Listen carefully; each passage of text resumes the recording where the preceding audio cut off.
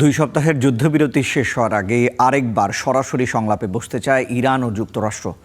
পাকিস্তানের মধ্যস্থতায় দুপক্ষের কর্মকর্তারা এরই মধ্যে বিষয়টি নিয়ে আলোচনা শুরু করেছেন। আগামী বৃহস্পতিবার ইসলামাবাদ অথবা জেনেভায় হতে পারে এই আলোচনা।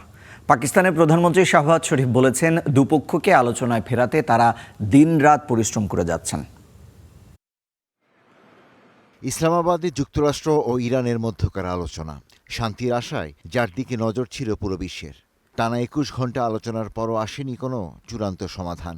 তারপরও হাল ছাড়তে নারাজ পাকিস্তান। সোমবার মন্ত্রিসভার বৈঠকে পাকিস্তানের প্রধানমন্ত্রী শাহবাজ শরীফ জানিয়েছিলেন, দ্বিপক্ষকে আবারও আলোচনার টেবিলে ফিরিয়ে আনতে চেষ্টা চালিয়ে যাচ্ছে তার সরকার। তিনি বলেছেন, সাম্প্রতিক আলোচনা স্থায়ী শান্তি প্রতিষ্ঠার জন্য বড় একটি সুযোগ।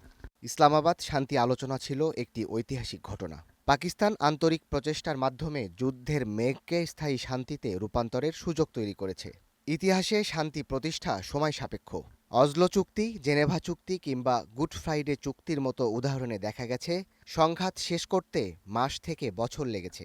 পাকিস্তানের নেতৃত্ব দিনরাত পরিশ্রম করেছে দুই পক্ষকে আলোচনায় বসাতে। এই প্রচেষ্টার ফলেই যুদ্ধবিরতি এখনও বহাল রয়েছে।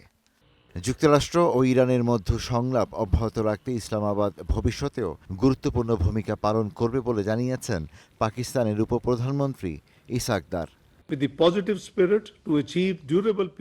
আমরা আশা করি উভয় পক্ষ ইতিবাচক মনোভাব বজায় রেখে এগিয়ে যাবে, যাতে পুরো অঞ্চল এবং এর বাইরেও স্থায়ী শান্তি ও সমৃদ্ধি নিশ্চিত করা যায়। এটি অত্যন্ত জরুরি যে সংশ্লিষ্ট পক্ষগুলো যুদ্ধবিরতি চুক্তির প্রতি তাদের অঙ্গীকার বজায় রাখবে। পাকিস্তান ভবিষ্যতেও যুক্তরাষ্ট্র এবং ইরানের মধ্যে যোগাযোগ ও সংলাপ সহজ করতে তার ভূমিকা পালন করে যাবে।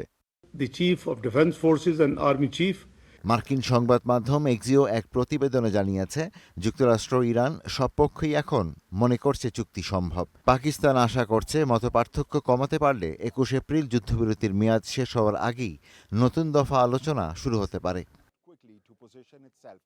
এতে বলা হয়, ইসলামাবাদে হওয়া আলোচনাকে গুরুত্বপূর্ণ অগ্রগতি হিসেবে দেখছে ওয়াশিংটন।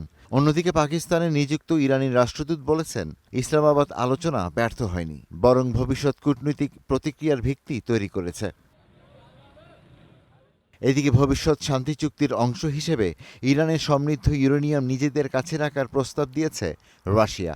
এছাড়া হরমুজ প্রণালী অবরোধের বিষয়ে ট্রাম্পের হুমকির সমালোচনা করে ক্রেমলিন বলছে, এই পদক্ষেপ আন্তর্জাতিক বাজারে নেতিবাচক প্রভাব ফেলতে পারে। Ishtiaq Hossain, star news.